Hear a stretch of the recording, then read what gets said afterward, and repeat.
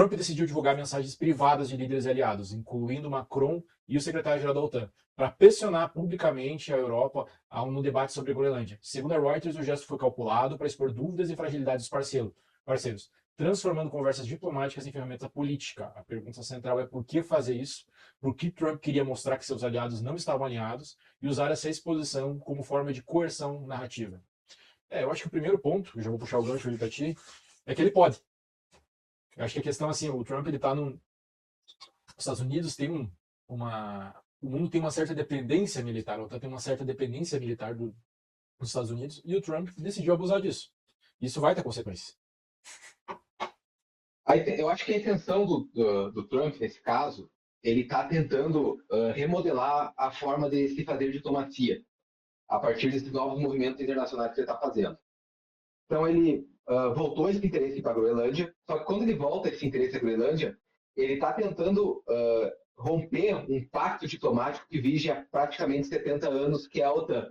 Teoricamente, ele não poderia atacar a Dinamarca através de uma invasão à Groenlândia, já que aquilo faz parte do Principado da Dinamarca, que é um território controlado pela Dinamarca, e ele não poderia fazer esse ataque frontal a um país que é aliado na OTAN, lá, que é a Organização do Tratado do Atlântico Norte. Só que o Trump, ele é um bully, que ele tem a total e completa noção da sua própria força, e ele está usando ela de uma forma totalmente sem vergonha. Ele perdeu uma noção de vergonha. Ele pega e expõe o poder dele que ele tem. A OTAN, ela é uma aliança puramente militar. Ela é puramente militar. E, dentre as disposições dela, tem duas questões que são muito importantes. Primeiro, todos os países signatários são obrigados a investir 2% do PIB em defesa. Os Estados Unidos investem quase 5% do PIB dele em defesa. Ele investe mais que o dobro do que é o mínimo. E um ataque a um dos membros é considerado um ataque a todos. Só que o tratado não traz nenhuma disposição se os integrantes se atacarem. Então, eu não sei assim, se o Trump está tão interessado na Groenlândia em si, porque eu acho que ele teria formas de explorar a Groenlândia de forma privada, acordos, entregando certos recursos a empresas privadas, ou se ele está com algum interesse que a Europa reconheça e beije a mão e permita que ele tome conta da Groenlândia. Porque ele está argumentando muito a importância geográfica da Groenlândia. De fato, ela é um atalho para o Ártico e também seria uma proteção importante em relação à Rússia, porque alguns analistas militares estão apontando que o domo de ferro na Groenlândia seria uma grande solução para impedir mísseis balísticos intercontinentais vindos da Rússia e da China.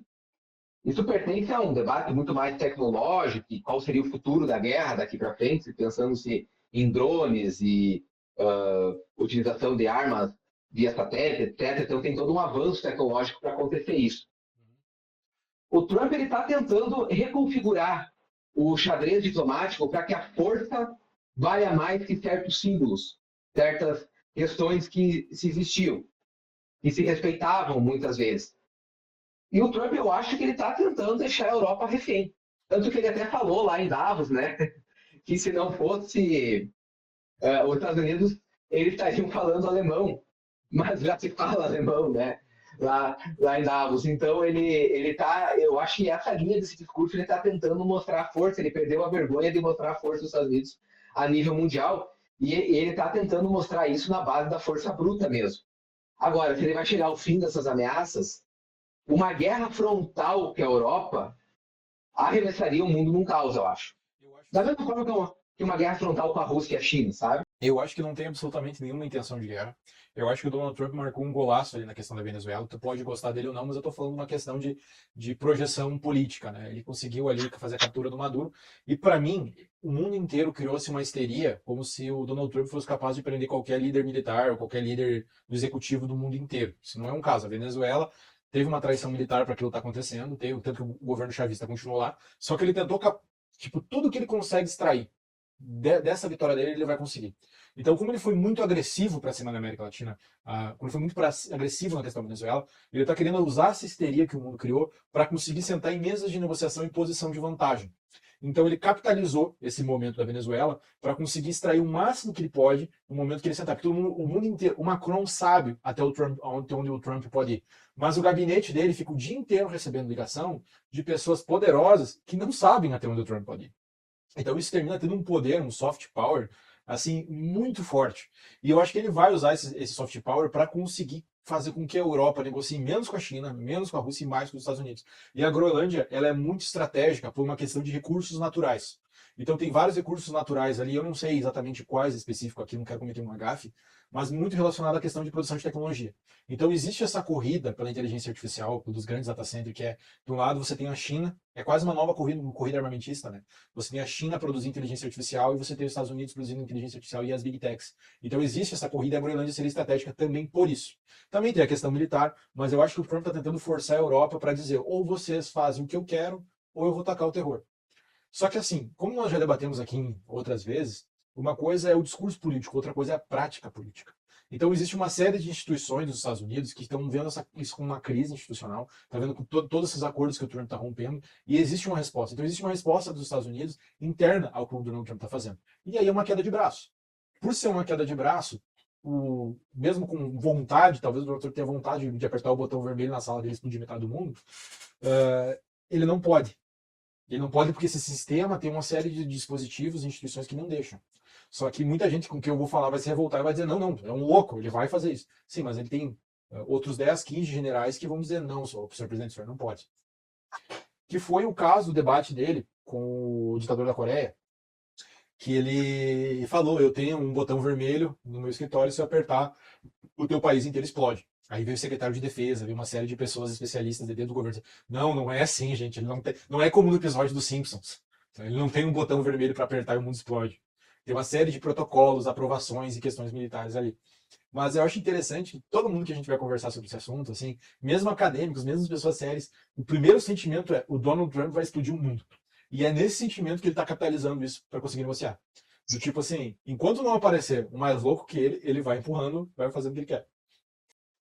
A Europa, como resposta, ela chegou a afirmar, né, que eles inviabilizariam operações militares em territórios europeus, porque os Estados Unidos utiliza muitas bases emprestadas mundo afora e daria o apoio logístico. E eu acredito que isso foi uma tentativa de resposta que a Europa não seria essa vítima militar, essa fragilidade tão grande. A questão, e daí o Trump ficaria numa situação muito extrema, ou ele usaria da força muito bruta, ou ele não faz nada, já que ele não teria como fazer operações no meio. E aí, é que eu acho assim, ó, essa histeria que tu mencionou, que está muito correta, assim, que o cara foi ali, pedalou a porta na Venezuela, pegou o Maduro e levou embora, né? Essa histeria não funciona tanto assim na Europa, né? Porque na Europa hoje, sobre nenhuma, nem se tem notícia de cogitando isso, mas nenhum líder europeu vai conseguir derrubar dessa forma hoje, né? Não conseguiria hoje, assim, não existiria meios de ser feito isso.